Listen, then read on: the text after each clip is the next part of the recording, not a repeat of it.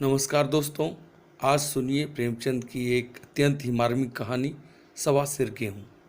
किसी गांव में शंकर नाम का एक कुर्मी किसान रहता था। सीधा सादा गरीब आदमी था। अपने काम से काम, न किसी के लेने में न किसी के देने में। छक्का पंजा न जानता था। छल प्रपंच की उसे छूत भी न लगी थी। ठगे जाने की चिंता न थी। ठग विद्या न जानता था। भोजन मिला, खा लिया, न मिला, चबेने पर काट दी। चबेना भी न मिला तो पानी पी लिया और राम का नाम लेकर सो रहा। किंतु जब कोई अतिथि द्वार पर आ जाता था तो उसे इस निवृत्ति मार्ग का त्याग करना पड़ता था।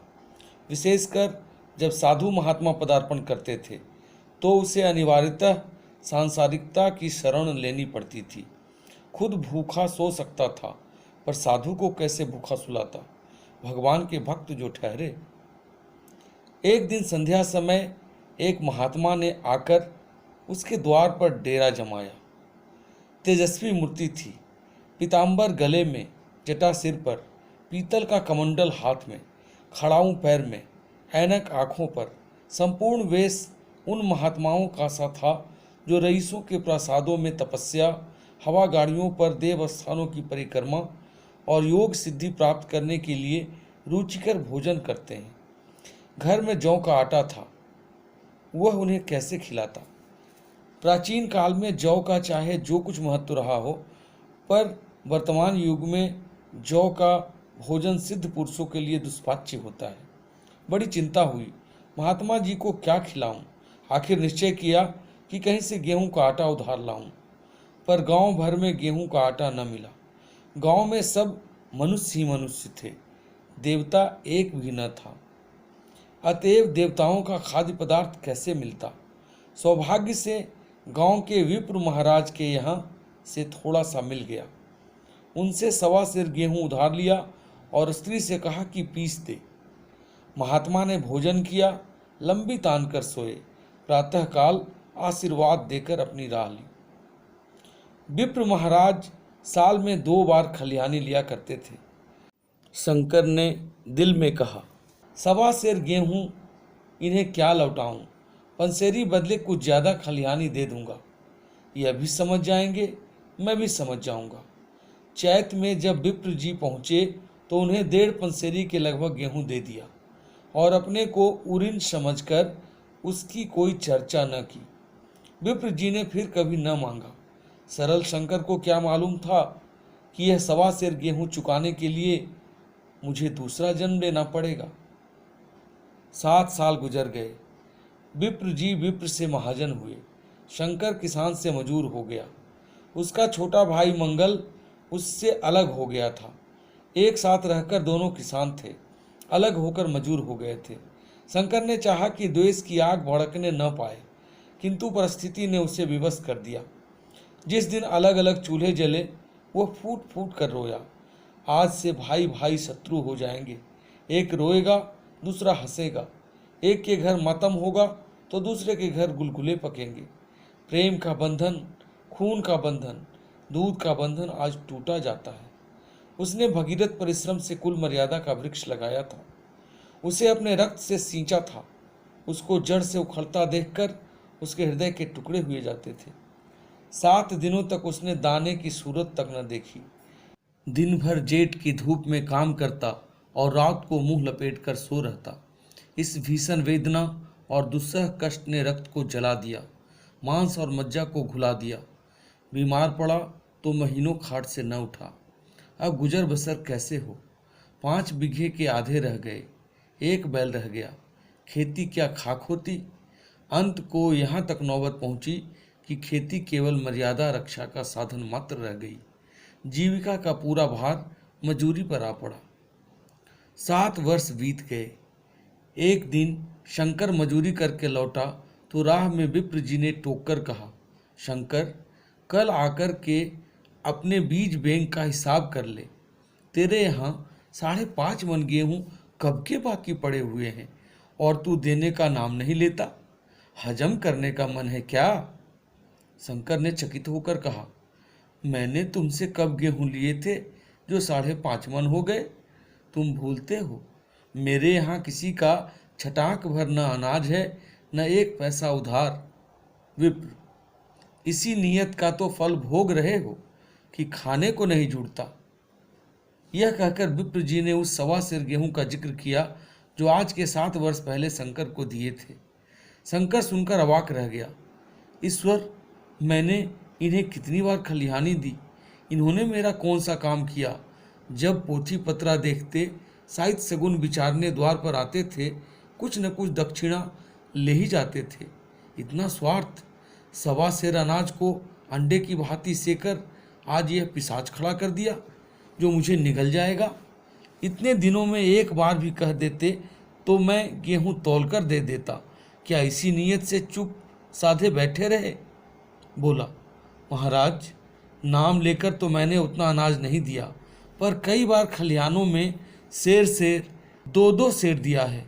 अब आप आज 5.5 मन मांगते हैं, मैं कहाँ से दूंगा? विप्र, लेखा जौ बख्शीश 100। तुमने जो कुछ दिया होगा उसका कोई हिसाब नहीं। चाहे 1 की जगह 4 पंसेरी दे दो। तुम्हारे नाम बही में 5.5 मन लिखा हुआ है, जिससे चाहो हिसाब लगवा लो। दे दो तो तुम्हारा नाम छेक दूं, नहीं तो और भी बढ़ता रहेगा। शंकर, पांडे, क्यों एक गरीब को सताते हो? मेरे खाने का ठिकाना नहीं, इतना गेहूं किसके घर से लाऊंगा? विप्र, जिसके घर से चाहे लाओ, मैं छटाक भर भी न छोड़ूंगा। यहाँ न दोगे, भगवान के घर में तो दोगे। शंकर काँप उठा। हम पढ़े लिखे आदमी होते तो कह देते, अच्छी बात है, ईश्वर के घर ही देंगे। वहाँ की तौल यहाँ से कुछ बड़ी तो न होगी, कम से कम इसका कोई प्रमाण हमारे पास नहीं, फिर उसकी क्या चिंता। किंतु शंकर इतना तार्किक, इतना व्यवहार कुशल न था। एक तो ऋण, वह भी ब्राह्मण का, वही में नाम रह गया तो सीधे नरक में जाऊंगा। इस ख्याल ही से उसे रोमांच हो गया। बोला, महाराज, तुम्हारा जितना होगा यही दूंगा। ईश्वर के यहाँ क्यों दूं? इस जन्म में तो ठोकर खा ही रहा हूँ, उस जन्म के लिए क्यों कांटे बोऊं? मगर यह कोई नियाब नहीं है। तुमने राई का पर्वत बना दिया। ब्राह्मण होके तुम्हें ऐसा नहीं करना चाहिए था। उसी घड़ी तगादा करके ले लिया होता तो आज मेरे सिर पर इतना बड़ा बोझ क्यों पड़ता? मैं तो दे दूंगा, लेकिन तुम्हें भगवान के यहाँ जवाब देना पड़ेगा। विप्र, वहाँ का डर तुम्हें होगा, मुझे क्यों होने लगा? वहाँ तो सब अपने ही भाई बंधु हैं। ऋषि मुनि सब तो ब्राह्मण ही हैं, देवता ब्राह्मण हैं। जो कुछ बने बिगड़ेगी संभाल लेंगे। तो कब देते हो? शंकर, मेरे पास रखा तो है नहीं, किसी से मांग जांच कर लाऊंगा तभी न दूंगा। विप्र, मैं यह न मानूंगा। 7 साल हो गए, अब एक दिन का भी मुलाहिजा न करूंगा। गेहूं नहीं दे सकते तो दस्तावेज लिख दो। शंकर, मुझे तो देना है, चाहे गेहूं लो चाहे दस्तावेज लिखाओ। किस हिसाब से दाम रखोगे? विप्र, बाजार भाव 5 सेर का है, तुम्हें 5.25 सेर का काट दूंगा। शंकर, जब दे ही रहा हूं तो बाजार भाव काटूंगा, पांव भर छुड़ा के क्यों दोषी बनूं? हिसाब लगाया तो गेहूं के दाम 60 रुपये हुए। 60 का दस्तावेज लिखा गया। 3 रुपये सैकड़े सूद। साल भर में न देने पर सूद की दर 2.5 रुपये प्रति सैकड़े। 8 आने का स्टाम्प, 4 आने दस्तावेज की तहरीर शंकर को ऊपर से देनी पड़ी। गांव भर ने विप्र जी की निंदा की, लेकिन मुंह पर नहीं। महाजन से सभी का काम पड़ता है, उनके मुंह कौन आए। शंकर ने साल भर तक कठिन तपस्या की। मियाद के पहले रुपये अदा करने का उसने व्रत सा कर लिया। दोपहर को पहले भी चूल्हा न जलता था, चबेने पर बसर होती थी। अब वह भी बंद हुआ। केवल लड़के के लिए रात को रोटियां रख दी जाती। पैसे रोज का तंबाकू पी जाता था।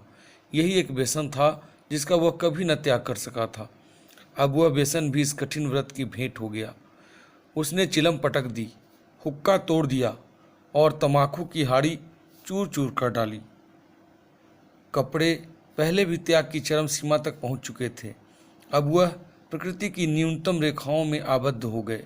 शिशिर की अस्थि वेधक शीत को उसने आग ताप कर काट दिया। इस ध्रुव संकल्प का फल आशा से बढ़कर निकला। साल के अंत में उसके पास 60 रुपये जमा हो गए। उसने समझा, पंडित जी को इतने रुपये दे दूंगा और कहूँगा, महाराज बाकी रुपये भी जल्द ही आपके सामने हाजिर करूँगा। 15 रुपये की तो और बात है, क्या पंडित जी इतना भी न मानेंगे? उसने रुपये लिए और ले जाकर पंडित जी के चरण कमलों पर अर्पण कर दिए। पंडित जी ने विस्मित होकर पूछा, किसी से उधार लिए क्या? शंकर, नहीं महाराज, आपके आशीष से अब की मजूरी अच्छी मिली। विप्र, लेकिन यह तो 60 रुपये ही है। शंकर, हाँ महाराज, इतने अभी ले लीजिए, बाकी मैं 2-3 महीने में दे दूंगा, मुझे उऋण कर दीजिए। विप्र, उऋण तो जब ही होगे जबकि मेरी कौड़ी कौड़ी चुका दोगे। जाकर मेरे 15 रुपये और लाओ।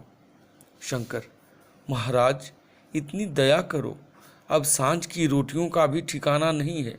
गांव में हूँ तो कभी न कभी दे ही दूंगा। विप्र, मैं यह रोग नहीं पालता, न बहुत बातें करना जानता हूँ। अगर मेरे पूरे रुपये न मिलेंगे तो आज से 3 रुपये सैकड़े का ब्याज लगेगा। अपने रुपये चाहे अपने घर में रखो, चाहे मेरे यहाँ छोड़ जाओ।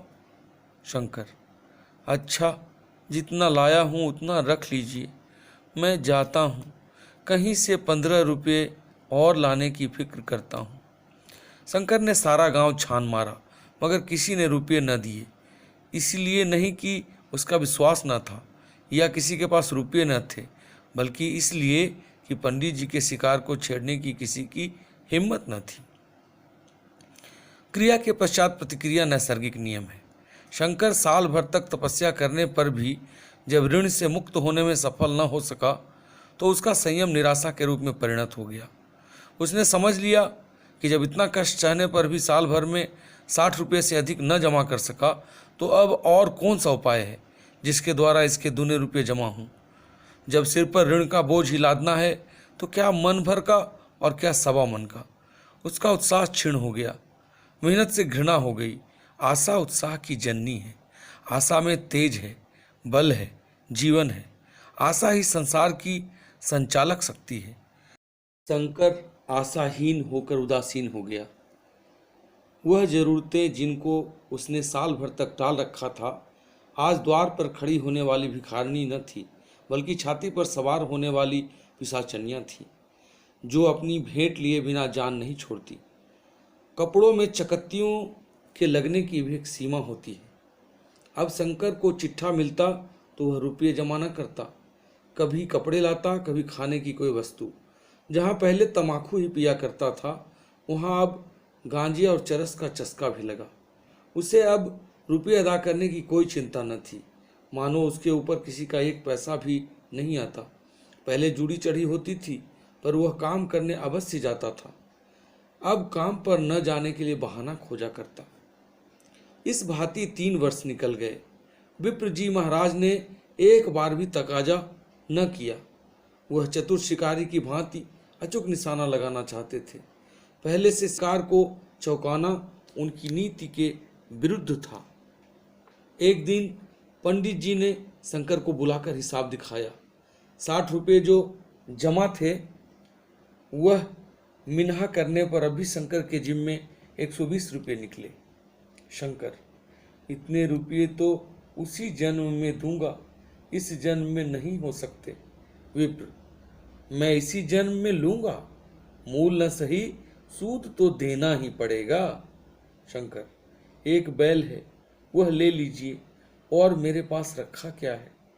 विप्र, मुझे बैल बधिया लेकर क्या करना है, मुझे देने को तुम्हारे पास बहुत कुछ है। शंकर, और क्या है महाराज।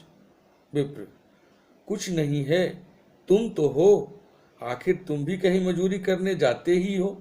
मुझे भी खेती के लिए मजूर रखना ही पड़ता है। सूद में तुम हमारे यहाँ काम किया करो, जब सुविधा हो मूल को दे देना। सच तो यूं है कि अब तुम किसी दूसरी जगह काम करने नहीं जा सकते जब तक मेरे रुपये नहीं चुका दो। तुम्हारे पास कोई जायदाद नहीं है, इतनी बड़ी गठरी मैं किस एतबार पर छोड़ दूं? कौन इसका जिम्मा लेगा कि तुम मुझे महीने महीने सूद देते जाओगे? और कहीं कमाकर जब तुम मुझे सूद नहीं दे सकते तो मूल की कौन कहे? शंकर: महाराज, सूद में तो काम करूंगा और खाऊंगा क्या? विप्र: तुम्हारी घर वाली है, लड़के हैं, क्या वे हाथ पांव कटा के बैठेंगे? रहा मैं, तुम्हें आध सेर जौ रोज कलेवा के लिए दे दिया करूंगा। ओढ़ने को साल में एक कंबल पा जाओगे, एक मिर्जई भी बनवा दिया करूंगा। और क्या चाहिए? यह सच है कि और लोग तुम्हें 6 आने देते हैं, लेकिन मुझे ऐसी गरज नहीं है। मैं तो तुम्हें रुपये भरने के लिए रखता हूं। शंकर ने कुछ देर तक गहरी चिंता में पड़े रहने के बाद कहा: महाराज, यह तो जन्म भर की गुलामी हुई।